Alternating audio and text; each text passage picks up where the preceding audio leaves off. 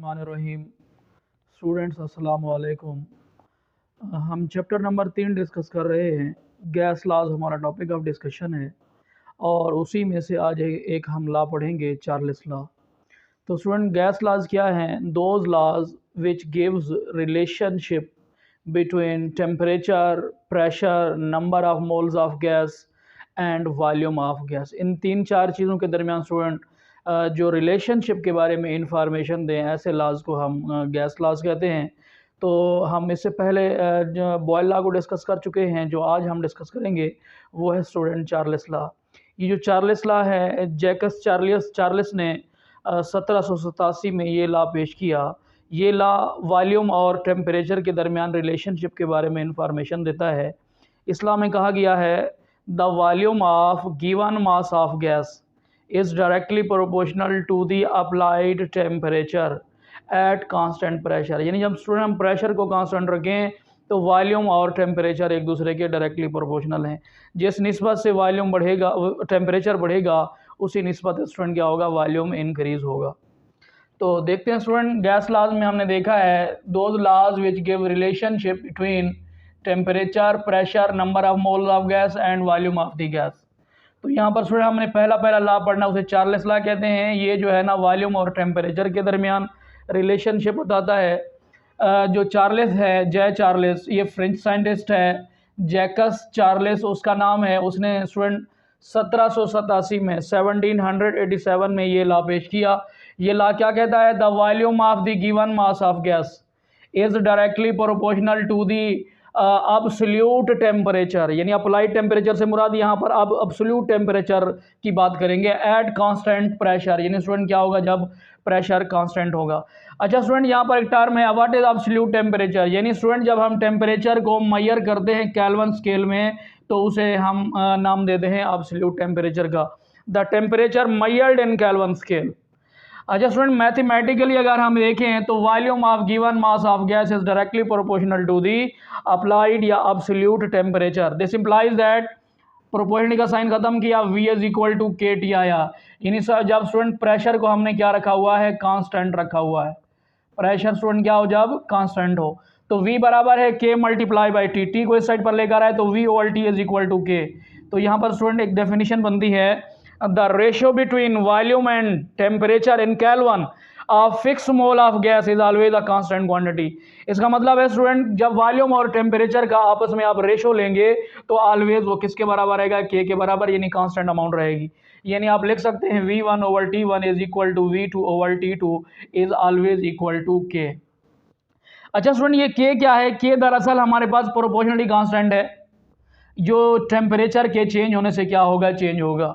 इसके यूनिट्स की बात करें तो K is equal to V over T। Volume का जो हमारे पास यूनिट है वो मीटर क्यूब है और टेम्परेचर का यूनिट पर, यहाँ पर केल्विन है तो पर केल्विन हो जाएगा, या स्टूडेंट आप इसे डेसीमीटर क्यूब पर केल्विन भी लिख सकते हैं। अच्छा स्टूडेंट्स, की ग्राफिकल एक्सप्लेनेशन देखें तो स्टूडेंट्स का जो ग्राफ होता है, कांस्टेंट प्रेशर पे जो ग्राफ ड्रा किया जाता है उसे हम स्टूडेंट कहते हैं आइसोबार। आइसो का मतलब सेम है और स्टूडेंट बार का मतलब प्रेशर है। यानी कांस्टेंट प्रेशर पे ड्रा किया गया जो ग्राफ होगा उसे हम आइसोबार का नाम देंगे। और स्टूडेंट ये हम जो ग्राफ ड्रा करते हैं ये टेम्परेचर और वॉल्यूम के बीच है। चूंकि स्टूडेंट टेम्परेचर और वॉल्यूम यानी वॉल्यूम और टेम्परेचर एक दूसरे के डायरेक्टली प्रोपोर्शनल है। Volume is directly proportional to the absolute temperature. तो स्टूडेंट इसका मतलब है जो हमारे पास ग्राफ होगा हासिल होगा वो स्ट्रेट लाइन ग्राफ हासिल होगा।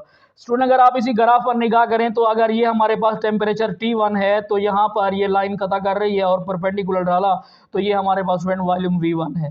ये हमारे पास टेम्परेचर T2 है तो ये वॉल्यूम V2 है। ये टेम्परेचर T3 है तो वॉल्यूम ये V3 है। इसी तरह ये T4 हो गया, वॉल्यूम V4 हो गया, T5 हो गया और स्टूडेंट वॉल्यूम V5 हो गया। और यहाँ पर हमने टेम्परेचर को T6 किया तो स्टूडेंट हमारे पास जो वॉल्यूम हुआ वो V6 हासिल हुआ। तो आप इस ग्राफ को देख सकते हैं, जिस निस्बत से आप टेम्परेचर को बढ़ाते चले जा रहे हैं इसी तरह वॉल्यूम भी उसी निस्बत से left to right X axis में स्टूडेंट क्या हो रहा है, इंक्रीज हो रहा है। अच्छा स्टूडेंट, चार्ल्स लॉ की एक्सपेरिमेंटल वेरिफिकेशन देखते हैं। स्टूडेंट हमारे पास गैस है जिसका वॉल्यूम स्टूडेंट हमारे पास है V1 और V1 वॉल्यूम हमारे पास है स्टूडेंट 50 क्यूबिक सेंटीमीटर और उस पर टेम्परेचर स्टूडेंट T1 है, उसकी वैल्यू है 25 डिग्री सेंटीग्रेड। और स्टूडेंट हमने टेम्परेचर T1 को T2 कर दिया, टेम्परेचर को बढ़ाया यानी 25 डिग्री से उसे हमने 100 डिग्री कर दिया तो वॉल्यूम स्टूडेंट कितना चेंज हुआ, V2 बराबर हो गया 62.5 क्यूबिक सेंटीमीटर। तो वही जो रिलेशनशिप था V1/T1 is equal to V2/T2, जब स्टूडेंट हमने टेम्परेचर को सेल्सियस स्केल में लिया, यानी V1/T1 is not equal to V2/T2। कैसे स्टूडेंट, हमारे पास V1 50 क्यूबिक सेंटीमीटर है, उसे 25 डिग्री पे डिवाइड किया, और हमारे पास जो स्टूडेंट वॉल्यूम V2 है वो 62.5 क्यूबिक सेंटीमीटर है, उसे हमने स्टूडेंट 100 डिग्री सेंटीग्रेड पे जब डिवाइड किया तो इन दोनों के जवाब बराबर बिल्कुल भी नहीं आएंगे, यानी V1/T1 is not equal to V2/T2 जब स्टूडेंट हम टेम्परेचर को किस में लें, जो है ना सेल्सियस स्केल में, डिग्री सेंटीग्रेड में लें। लेकिन स्टूडेंट जब हम उसी टेम्परेचर को केल्विन स्केल में चेंज करते हैं, केल्विन स्केल में टेम्परेचर चेंज करने का फार्मूला है डिग्री सेंटीग्रेड यानी सेल्सियस स्केल प्लस 273। 25 डिग्री में जब स्टूडेंट हमने 273 का इजाफा किया तो हमारे पास जो T1 आया वो है स्टूडेंट 298 केल्विन, यानी 298 केल्विन। और स्टूडेंट हमारे पास जो केल्विन में टेम्परेचर T2 है उसमें सेल्सियस में हमने जो 273 का इजाफा किया तो हमारे पास जवाब आया 373 केल्विन, यानी ये हमारे पास स्टूडेंट कौन सा टेम्परेचर है, ये T2 टेम्परेचर है। अब स्टूडेंट जब हम अप्लाई करेंगे V1/T1 is equal to V2/T2, यानी जब आप एब्सोल्यूट टेम्परेचर या केल्विन स्केल में टेम्परेचर को लेंगे तो अब ये इक्वेशन बराबर हो जाएगी V1/T1 is equal to V2/T2 is always a constant quantity. जब स्टूडेंट हमने 50 क्यूबिक सेंटीमीटर V1 को 298 केल्विन में डिवाइड किया, बराबर किसके आया 62.5 क्यूबिक सेंटीमीटर को 373 केल्विन पे डिवाइड किया तो हमारे पास जवाब दोनों की तरफ से आया 0.17 क्यूबिक सेंटीमीटर पर केल्विन, 0.17 क्यूबिक सेंटीमीटर पर केल्विन।